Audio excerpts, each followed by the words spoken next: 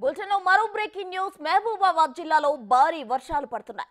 అక్కడ వాగులు పొంగి ప్రవహిస్తున్నాయి. మహబూబాబాద్ రాళ్లవాగు నీటి ప్రవాహంలో 6గురు గల్లంతయ్యారు. శివారు ఈదుపూసపల్లి రాళ్లవాగులో డీసీఎం గల్లంతైంది. డీసీఎంతో పాటు వరదల్లో 6గురు గల్లంతయ్యారు. పోలీసులు ఘటనా స్థలికి చేరుకుని సహాయక చర్యలు చేపట్టారు.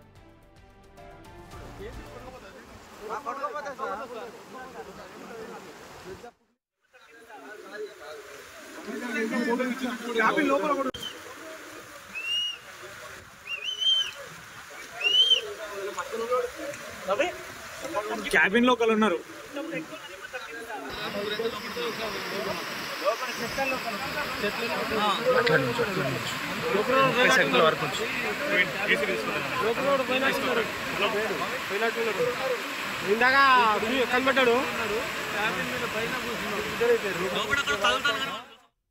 మహబూబాబాద్ జిల్లాలో భారీ వర్షాలు పడుతున్నాయి. అక్కడ వాగులు వంకలు పొంగి ప్రవహిస్తున్నాయి. ఇక మహబూబాబాద్ రాళ్లవాగు నీటి ప్రవాహంలో 6గురు గల్లంతయ్యారు. శివారు ఈదులపూసపల్లి రాళ్లవాగులో డీసీఎం గల్లంతైంది. డీసీఎంతో పాటు వరదల్లో 6గురు గల్లంతయ్యారు. పోలీసులు ఘటనా స్థలికి చేరుకుని సహాయక చర్యలు చేపట్టారు. దీనికి సంబంధించి మరిన్ని వివరాలు మా ప్రతినిధి వేణు ఫోన్ లైన్ లో అందిస్తారు. వేణు, చెప్పండి, అసలు ఈ ఘటన వినడానికే చాలా బాధాకరంగా అనిపిస్తుంది. 6గురు గల్లంతయ్యారు డీసీఎంతో పాటు. అక్కడ ప్రజెంట్ సిచ్యువేషన్ ఏ విధంగా ఉంది?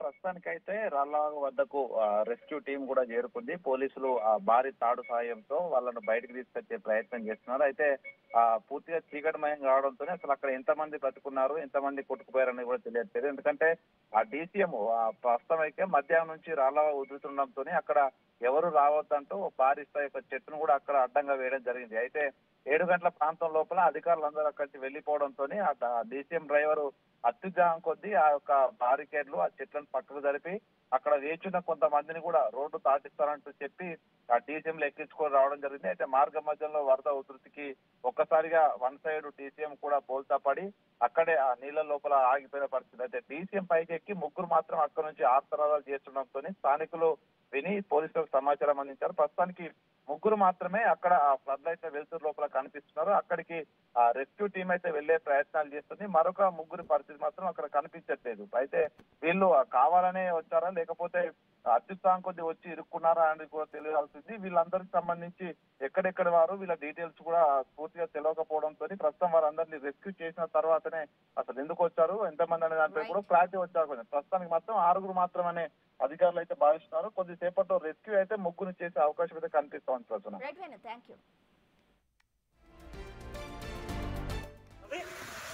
క్యాబిన్ లో ఒకరు ఉన్నారు. క్యాబిన్ లోపల